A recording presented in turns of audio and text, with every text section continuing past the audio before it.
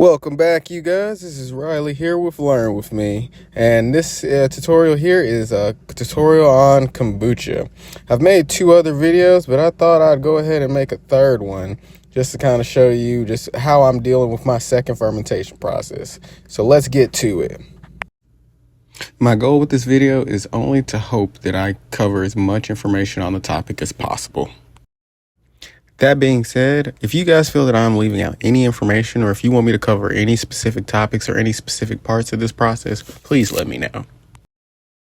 So the first part of this video is just kind of highlighting a lot of the ingredients and stuff that I'm going to be using. So first I showed off the SCOBY with the fermented tea. Then I showed off a handful of ingredients. I believe I showed off ginger, kiwi, strawberries, and even at certain points, lemons and even peppers.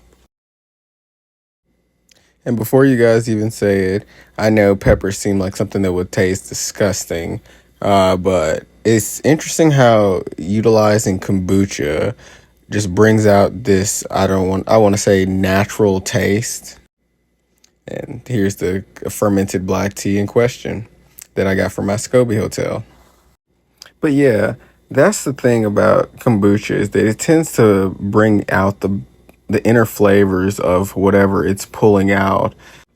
Just for an example, I have made kombucha with tomatoes, with peppers, and cucumbers now, and they all have a very interesting taste that come out. And while you do taste a little bit of it, the vegetables themselves, they don't inherently taste like vegetable juice, if that makes any sense, or tomato juice. All right, so back to the steps in process. As you see, I have my kombucha bottles ready. And one of the things that I showed off first a few seconds ago was some strawberries that I'm going to be adding to these jars, which I'm showing you right now, just adding a little bits of juice left over from the strawberry bag.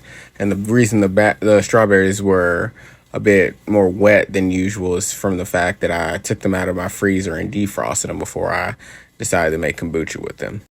And that's the beauty of kombucha. Months ago, I had some strawberries that were going bad, so I went ahead and froze them. Now I'm defrosting them, and instead of them going to waste and me having to rush and come up with a recipe with them while they're getting further and further freezer burned, I can repurpose them in kombucha. And that's what one thing I love about the fermentation process that I've been getting into lately, is the fact that I don't have to worry about wasting so much food anymore. Between starting vinegar, between starting kombucha, and between having a compost bin, like, my trash doesn't smell nearly as bad whenever it's been a couple days and I haven't taken it out, or my trash in the back doesn't even smell as bad. Not only that, but the biggest benefit of it is that I'm helping out the environment, and I'm able to repurpose all my food all from start to finish almost. There we go, just showing you guys a little ginger that I'm getting ready to add to one of the bottles. But yeah, you guys, I wanted to take a moment and just say thank you for tuning in. If you guys have any questions or any recommendations or suggestions, feel free to leave them in the comments, as I appreciate it. And I'll try to moderate the content as I am creating it to help showcase it in the best way possible for you guys. That being said, if you liked the video, please like. If you're new here, please subscribe. I tend to post a lot of just random little home hacks and little projects that I'm making with my own little food forest, so I'm sure you'll be interested in the whole process overall. And here we are again. I'm showing off some more kiwis. And I know you guys are probably expecting a big and complicated tutorial about how to really get the kombucha going. But once you get that first fermentation down, it's really a lot easier from there. Even the fermentation liquid the fermented black tea that I've been having, it doesn't even take me nowhere near as long as the first fermentation. And that's one thing I just love about this process is that this fermentation process, and just like most fermentation process and most process that I'm getting into in my food forest, is the process of just being able to just set something up and just leave it alone and then go about your day and then come back and you have something awesome. In this case, we're going to leave the kombucha to ferment with the fruit over a day or two, and then it's going to come back just awesome kombucha. And as you see, I'm including some notes here and there. So if you need to look back at anything, please rewatch the video as many times as you need to.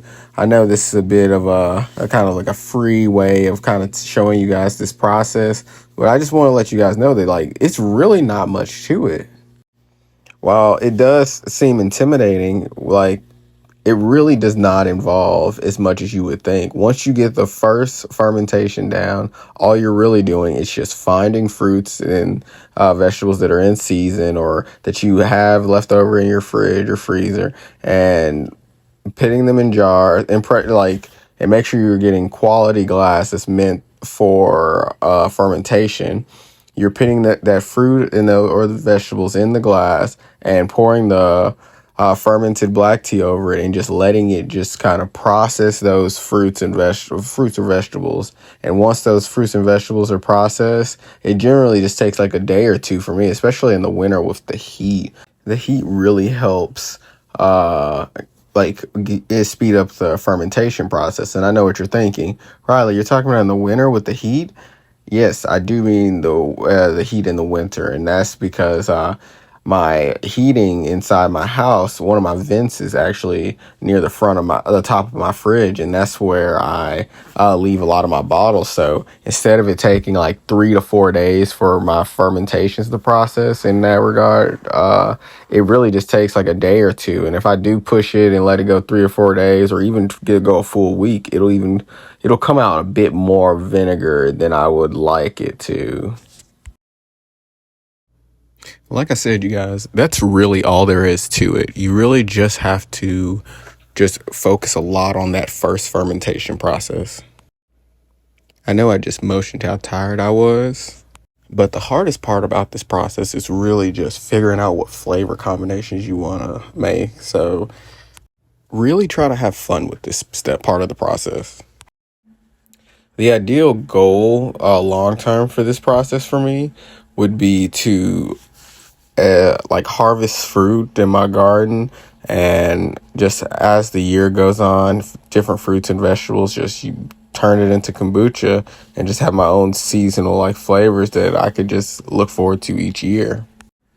Also, the current section is just showing you just me pouring the kombucha after the first fermentation stage over all the fruit scraps. And you can also add like more sweet tea, or you can add more juice to it to kind of help process it, like brute juice or purees. But I typically like to leave it like this, and I've noticed that if my final product turns out a bit too strong, I can always add a little sweet tea or a fruit juice and kind of like make a drink that'll kind of almost water it down, but not really. But yeah, you guys, this process is not difficult at all. Like I just showed you, those are the SCOBY, and I know they look absolutely disgusting, but hey, this is the same type of bacteria that your body like keeps in your gut. So if this like disgusting little thing is going to be what helps me get off of eating like sugar-filled sodas and helps like build back up the bacteria that helps keep me alive and running well, I will tolerate this little booger looking thing as much as I can. One thing about the current scenes is that I'm currently refilling my container for my SCOBY so that I can go ahead and make another first fermentation process. Keep in mind that this process will not take nearly as long as the first process shown off in the first video. When you already have your SCOBY already developed, then it can take anywhere between 2 weeks to as low as a couple of days. After you saw me refill my SCOBY container, you'll see that I'm going to set it aside. In general, I'm going to be putting that container in my pantry, somewhere a bit dark and kept away, because that's the environment that the SCOBY generally likes. Right here, I'm showing you some stoppers that I have put on my kombucha bottles to replace the old ones. If I can remember, I'll try to include a YouTube short that I made showing how I swapped my original ones out for these. And trust me, if you do not understand what I mean, I will include more information in the description. But if there's still any more information to be found, please let me know. After I have added enough kombucha to the first containers, I am going to go ahead and close those off, and that's what you've been seeing me do.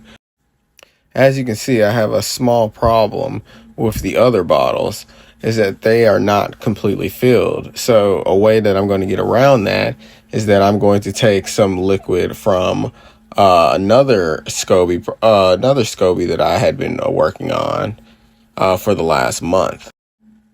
While this liquid is not as strong as the other liquid that I used with my other SCOBYs, this one is still nearing the end of its fermentation cycle. Like I said, you guys, this is fairly easy, fairly simple, and it's fairly error proof. You would have to make some pretty big mistakes in order for this process not to work out for you. And if you guys have any suggestions, recommendations, or if you disagree with what I say, feel free to include that in the comments. I am all ears, and I am more than open to addressing that in a future video. But yeah, guys, let me know also if you guys try any of this, or if you guys have had any experience making kombucha. I would definitely love to hear any flavor recommendations, as this process has been really exciting for me. Like I said before, I have made a flavor, I believe, of tomatoes, of cucumbers, and of peppers, and they have all tasted surprisingly well. I will say that the flavor that was the most shocking to me was cucumber kombucha, and that one wasn't necessarily shocking. It tasted like pickle soda. It almost felt comical. I know you can go to a candy store, and you can see all these joke sodas, like fart soda and stuff like that. But I've seen pickle soda there, but I've just never thought that it makes sense that a fermented cucumber would be a pickle because of all the processes that you're well aware of. But I just didn't think about it there, and I almost felt like I was playing a joke on myself. As we wrap up, you guys, I'm going to just kind of close off some of the processes that you see going on. I am closing off the last of the containers that I have left over. And as you see, I'm taking a paper towel and wiping each lid off, because I'm trying to make sure that I keep as clean of an environment as possible. And one way you can ensure that your environment stays as clean as possible in this particular section is making sure that the lids and the bottles, that as they are connecting, that both components are dry. As you can see in this next step, I am adding pasteurized fruit juice to the process. And that's a little cheat that I noticed as I'm making kombucha that is pretty fun. If you don't have time to use your blender to puree some fruit or cut up some fruit, if you just have some juices around, you can also use those to make kombucha. And they actually turn out pretty good, and they don't take as long as the regular cut up fruit pieces, even though those don't take that long either. Lastly, I'm just wiping off the bottles with water and just kind of making sure they're clean. And as you guys can see, these are the beautiful kombucha bottles. There's the pepper. There's a lot of just mixed up flavors here. But I have strawberry, kiwi. I think I have a little pineapple there.